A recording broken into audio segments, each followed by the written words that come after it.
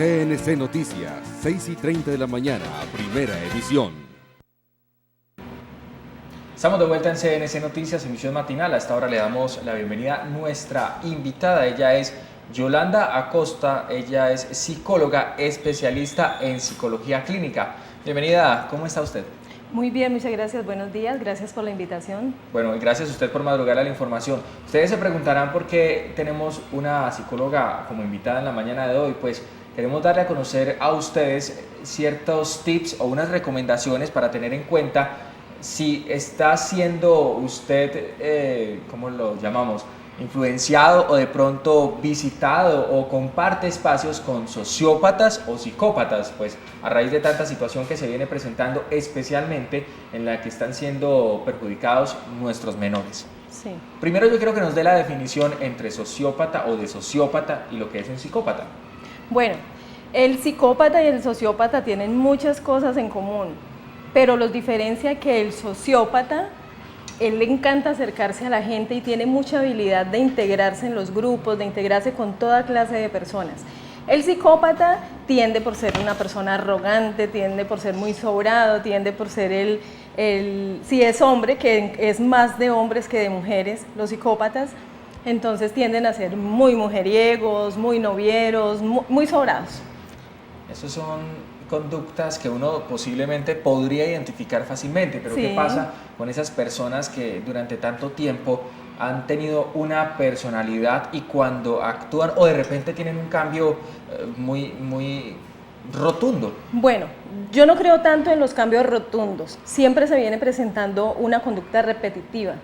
Lo que pasa es que a veces las familias tienden de pronto como a ocultar esas conductas porque Correcto. por nombre, por apellido, por no dañarle la imagen al familiar, al pariente, entonces tienden a omitir ciertos comportamientos que realmente ya existían, pero que no los han sacado al público y no han contado, y lo más honesto sería uno decir, sí, está presentando cierta conducta y debe de tenerla en cuenta.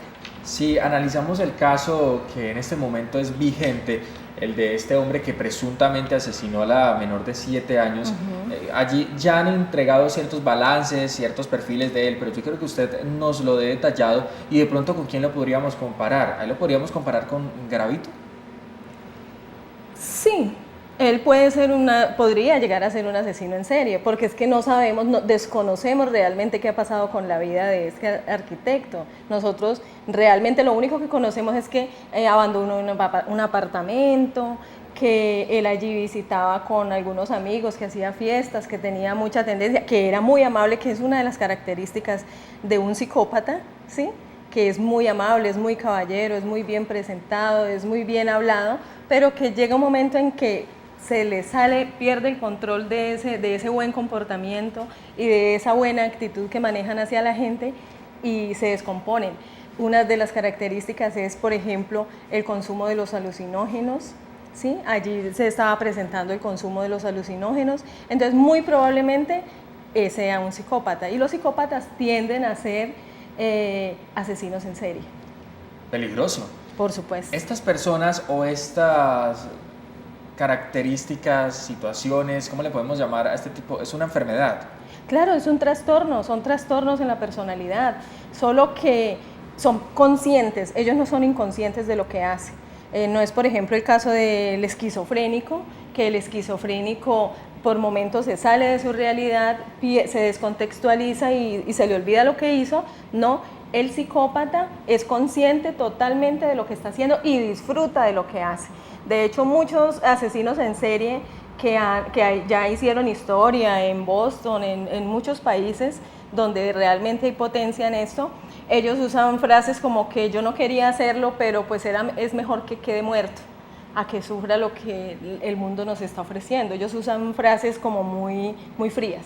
Son calculadores, no sienten ningún remordimiento absolutamente de nada. Entonces, ese tipo de personas son hasta fáciles de identificar, solo que a nosotros nos dijeron que la persona normal es la que es muy amable, muy querida, muy caballero, muy bien vestida. Sí, eso nos lo ¿Sí? inculcaron. Eso es lo que la sociedad nos inculcó, pero realmente en esas personas es muy fácil de detectar este tipo de personalidades. Y usted como profesional, como experta en este tipo de situaciones y de temas, ¿le resulta fácil identificarlo cuando hace un diagnóstico? ¿Es fácil o algunas personas podrían en cierta medida engañar? Claro, de hecho ellos engañan y por eso es tan importante que cuando se tiene una sesión psicológica con un paciente y que uno tiene como la sospecha de que allí pasa algo, tiene que tener un mínimo unas 5 sesiones, porque ellos en las 2 primeras, en las 3 primeras te repiten el mismo discurso sin equivocarse, pero pasan a una tercera, una cuarta y ya ellos se desconfiguran y se les olvidó lo que dijeron. Ahí es donde ellos pierden el control. Ellos pierden el control por completo. Me parece interesante esto de que repitan tal cual como si fuera un libreto. Claro. Lo hacen tan calculadamente. Lo hacen tan calculadamente. De hecho, se dice, me consta, pero se dice en muchos escritos que he visto por ahí acerca de Garavito, que él pasó por una terapia psicológica acá en Tuluá en alguna de las instituciones, pero seguramente pasó 1 o 2 veces. No es que el psicólogo no se dio cuenta o el psiquiatra, ¿cómo así que no lo detectó y sí lo vio? No, yo lo veo por primera vez y yo puedo caer. Por eso yo no puedo hacer un diagnóstico viendo a un paciente por primera vez.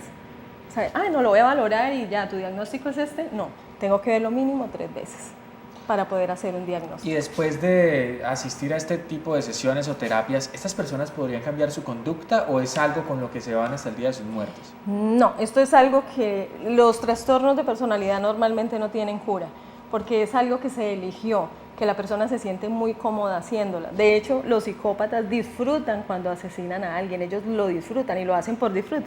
Por eso es tan importante que cuando a nuestros niños les encanta tanto la pornografía, tratemos de evitarles que ellos miren mucha pornografía y de hecho cualquier persona que se obsesione con la pornografía, porque es que el psicópata, uno de los rasgos más importantes es que es muy pornográfico.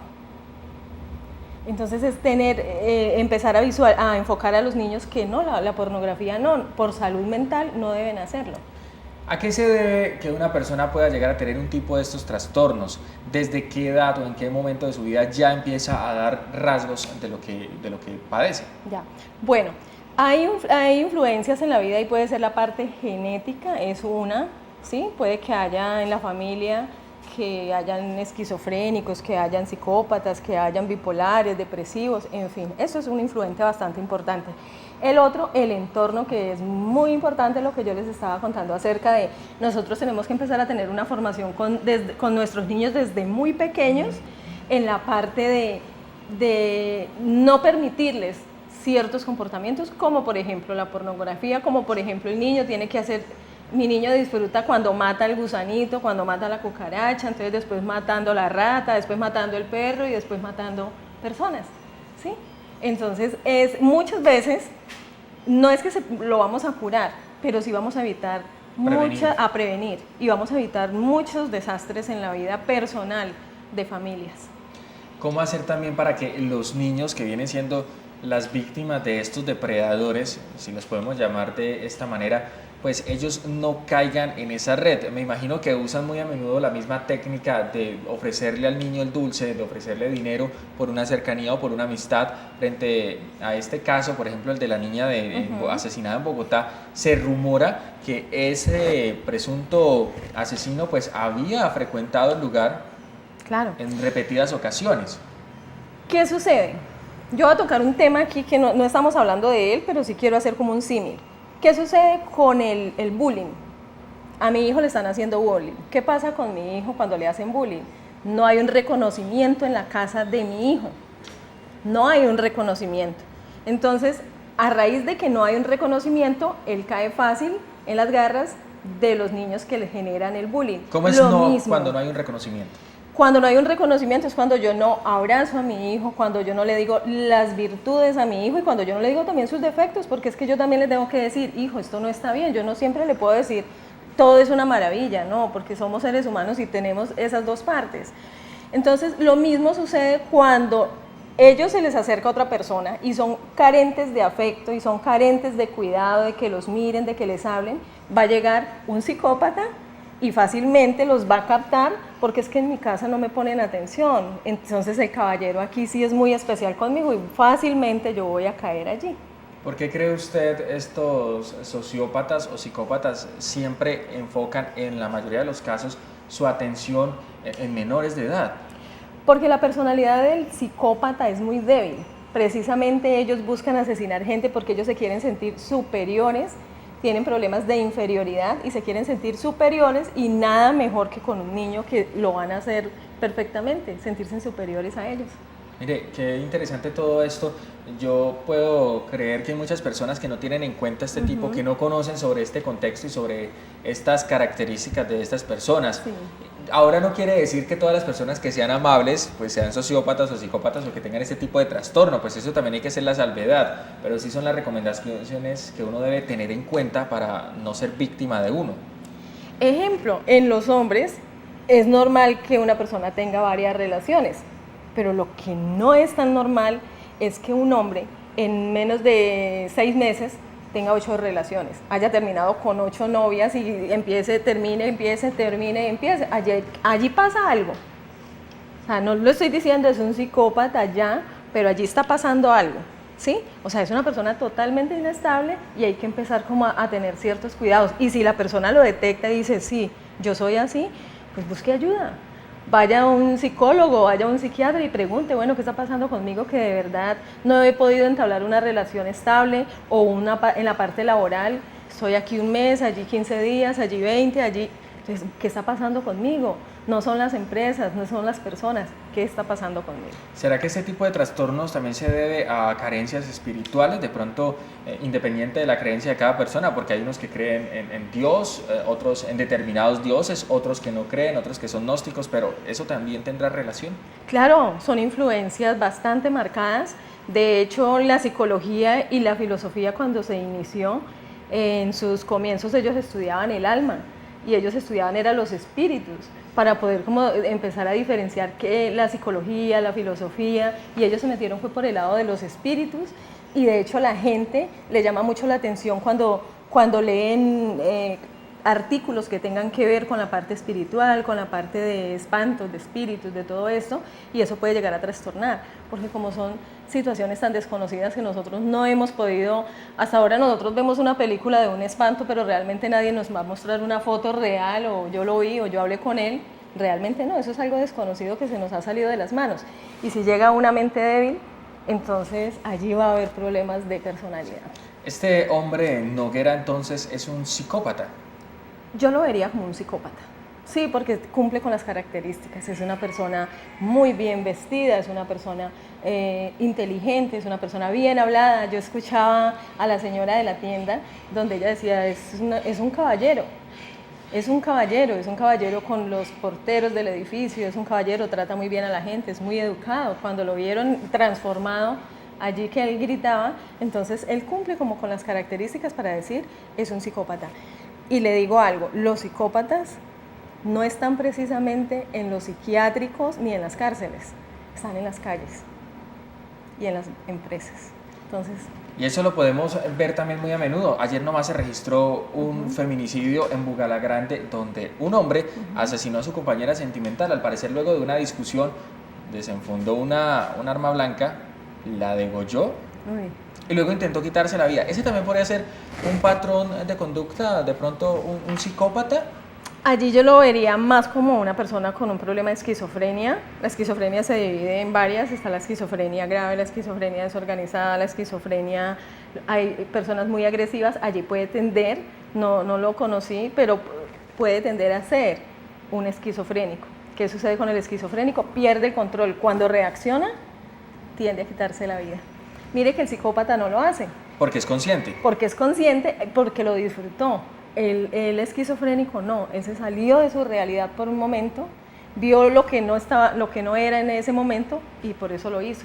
Y a ellos les resultará fácil de pronto caer en la cuenta del error que están cometiendo. Me refiero a lo que empiezan a sentir. Por ejemplo, con el caso de esta niña, al parecer él pudo haber asesinado o abusado sexualmente de otras menores o de otros menores. Eso también en algún momento ellos lo tienen en cuenta. Oh, estoy fallando en algo o nunca se percatan de eso? Claro, ellos lo pueden hacer, pero el problema es que como lo hacen tan consciente, ellos lo disfrutan.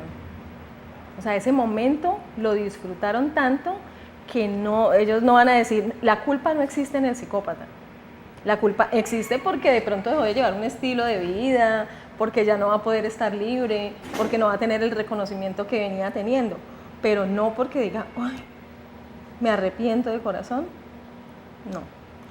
El esquizofrénico sí, él se va a arrepentir de haber matado a su esposa, de haber acabado con su familia, porque fue en un momento de inconsciencia. Sin embargo, puede volver a repetir esa conducta muchas veces, ¿sí? Porque la enfermedad ya está allí. Vamos a extender recomendaciones para los padres, para que estén atentos con sus hijos y también a las personas que de pronto están viendo que sus parejas tienen ciertos comportamientos. ¿Cuáles serían esas? Bueno, las recomendaciones, primero, no dejar solos a sus hijos. Es muy importante crear esa confianza. No confiar en todo el mundo, es que es mi amigo, es mi vecino, yo lo conozco de toda la vida. No, hay personas que no pueden detectar ese tipo de personalidades. Entonces mi vecino puede ser muy amable, muy querido, pero puede ser un sociópata o un psicópata, entonces yo no conozco esa parte interna de él. Entonces estar muy cerca a nuestros hijos, hablar mucho con ellos, darles mucha confianza, es lo primordial, escucharnos nosotros también. Y si conoce un caso de esos, pues denunciarlo. Denunciarlo automáticamente, por sospecha. Esto hay que hacerlo porque es que, ¿qué sucede cuando pasa un caso en televisión como el que sucedió? Automáticamente se empiezan a disparar. ¿Sí? Porque el psicópata, el sociópata, ¿qué va a empezar a decir? Es normal, ¿sí? Él va a pensar a decir, este no puede tener más reconocimiento que yo, entonces yo voy a mirar a ver qué otra cosa puedo hacer. Entonces no nos podemos quedar callados, es empezar a denunciar, o no tanto a denunciar, pero sí entonces a llevarlo al lugar que se necesita. ¿Cree usted que este hombre sí asesinó a esa niña y que pudo haber asesinado a otras? Yo desde el punto de vista de psicología, desde el punto de vista que es un psicópata, sí. Yo pienso que no es la primera conducta que tiene, que ya se había presentado anteriormente. De pronto no en ese término, pero sí se venían presentando. Y que la familia, pues no es como, pero que la familia sí podía tener un conocimiento. Qué rico poder hablar, yo hablo con mucha propiedad de este tema, porque en Tuluá no es desconocido un caso que yo tengo muy cerca, familiar, de una situación que se me presentó. Entonces yo digo, las conductas no aparecen de la noche a la mañana. Yo no estaba bien hoy, mañana aparecí siendo ¿Qué psicópata. caso se le presentó? A mi hijo le dieron hace 2 años escopolamina. Ah, correcto, sí. Y a él se le despertó una esquizofrenia desorganizada. Entonces, las conductas que empiezan a presentarse son unas conductas repetitivas, o sea, son unas conductas que uno va notando cambios en la persona hasta que hace algo como irse de la casa, desconectarse y salir, ¿sí? Entonces, no fue que yo hoy estaba bien, común y corriente y salí, no, se venía presentando algo. Entonces, nosotros como mamás tenemos que ser conscientes, o como familia, que duele, claro, duele, tener que aceptar muchas cosas, pero es que tenemos que evitar también desastres a otras familias y a nosotros mismos. Bueno, yo le agradezco a usted por habernos acompañado, por haberle madrugado la información y ojalá podamos tenerla en una próxima ocasión para hablar Muchísimas de gracias a usted, temas. muchas gracias por la invitación y a todos por escuchar la entrevista. Ella es Yolanda Acosta, es psicóloga especialista en psicología clínica, estaba dando allí esos tips para que usted tenga en cuenta y logre identificar a un posible sociópata o un posible psicópata que podría poner en riesgo su vida, la de sus hijos o la de cualquier familia.